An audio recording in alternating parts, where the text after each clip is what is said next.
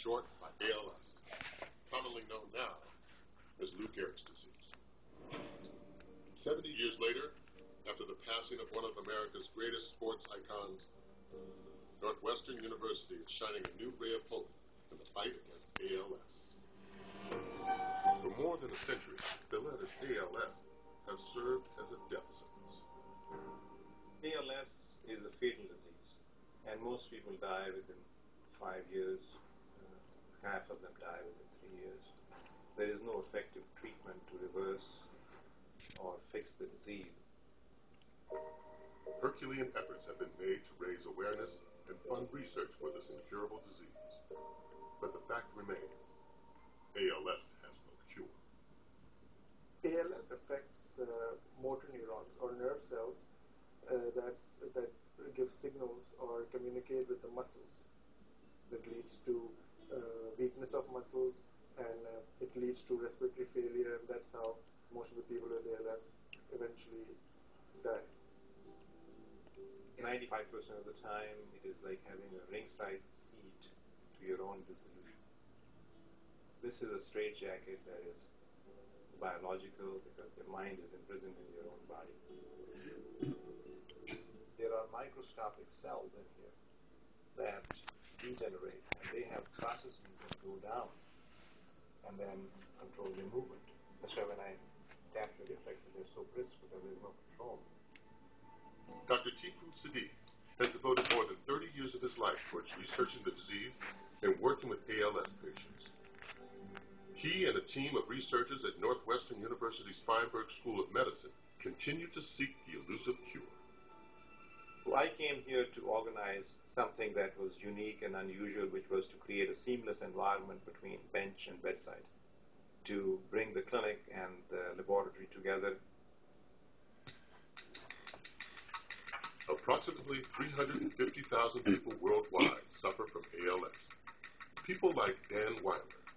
See how your tone is. That's stiff. Very stiff, isn't it? Mm-hmm. My initial reaction when I was told that I had ALS is, even though I knew that was a possibility, I was still kind of shocked. I started just walking awkwardly, and then it became dangerous for me because I would fall, so I started using a cane. But then I progressed from there to a walker, because even with the cane, I was still kind of unbalanced.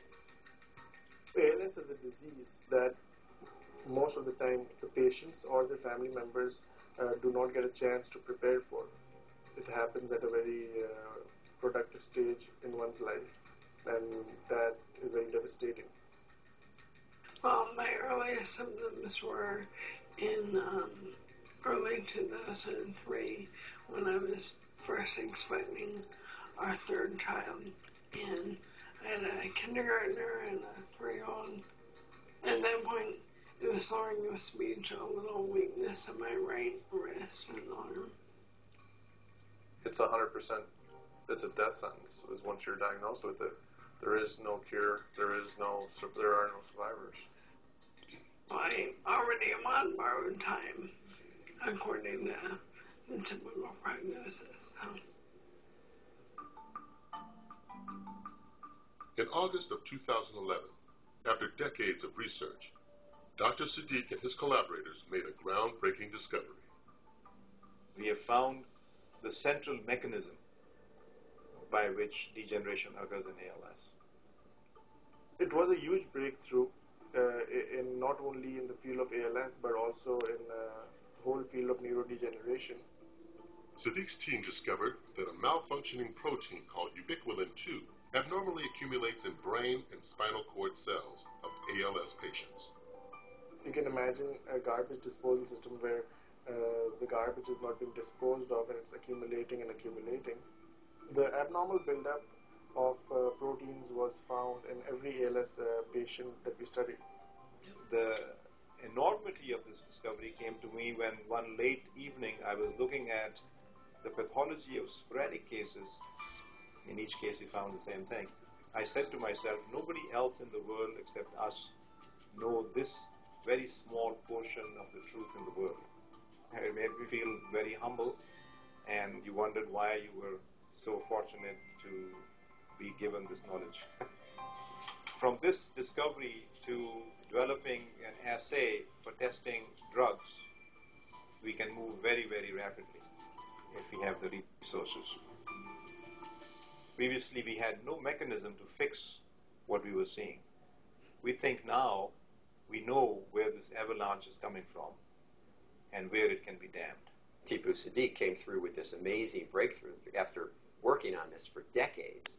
You know, just we were all absolutely thrilled for him, and most importantly for the people who, you know, are so adversely affected by ALS.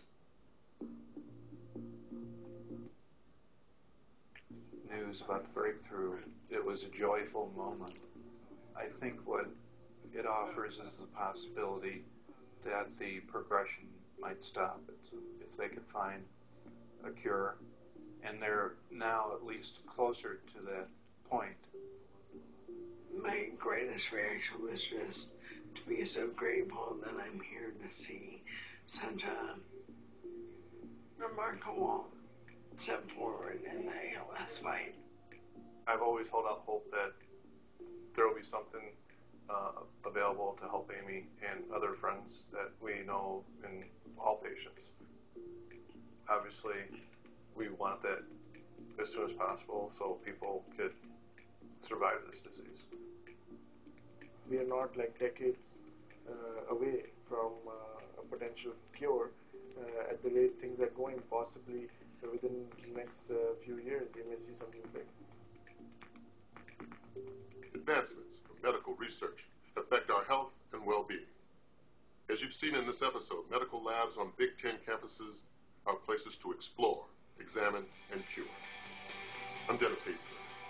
Thanks for joining.